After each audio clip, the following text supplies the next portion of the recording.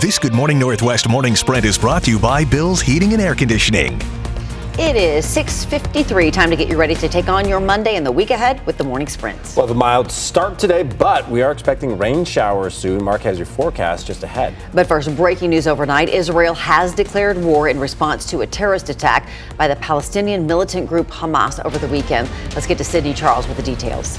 More than 700 people are dead in Israel, including at least 9 Americans, and thousands of others are injured. Palestinian health officials report more than 500 are dead in Gaza and more than 2,000 injured as clashes continue in the region.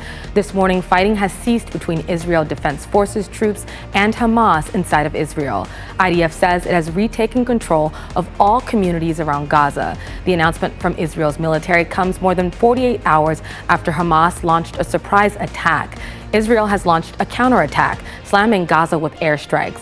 Coming up next on Good Morning America, how the U.S. is responding.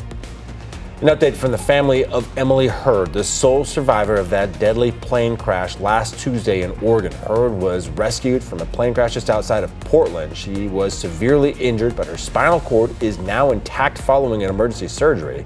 The families of the 2 other crash victims visited her in the hospital. Emily's mother, Jenny, shared a Facebook post saying she is grateful for the love and support from the families of 20-year-old Barrett Bivacqua and 22-year-old Michelle Cavallati as they deal with immense grief. She said, "Our kids were more than just roommates and friends, they were family to each other." Hurd, Bivacqua, and Cavallati were part of the Hillsborough Aero Academy. Their plane crashed into a house in Newberg, Oregon. No one was in or near the home when the plane crashed. Federal investigators are trying to determine what brought down that plane. For more information, including ways to donate to Emily and her family, you can find this story on KXLY.com.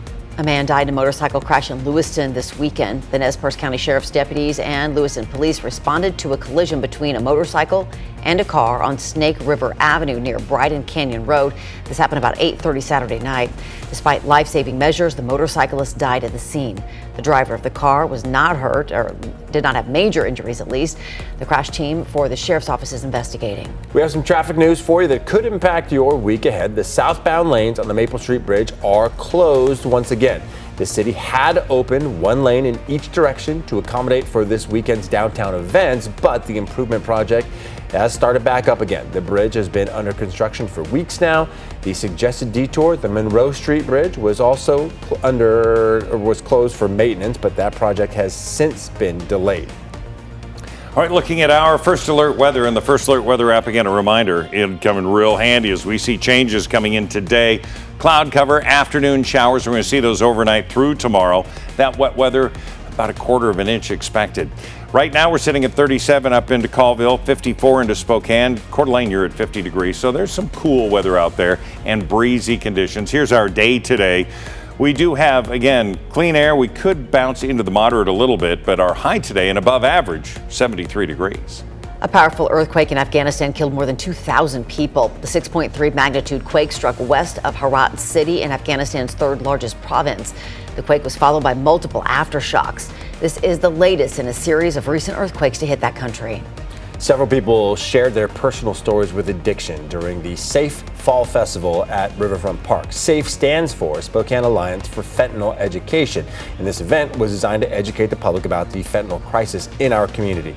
The organizer of the event says people should get involved and ask local lawmakers to have more policies in place to fight against the fentanyl crisis. Striking Kaiser Permanente healthcare employees are back at work without new contracts. The return of all 75,000 workers, ending the largest healthcare walkout on record. Negotiations are set to resume Thursday. The labor dispute involves pay and staffing increases. The already historic Powerball jackpot is climbing once again. There were no big winners in Saturday night's drawing for the $1.4 billion prize. Tonight's drawing now estimated at $1.55 billion. It would still be the 3rd largest prize in the game's history.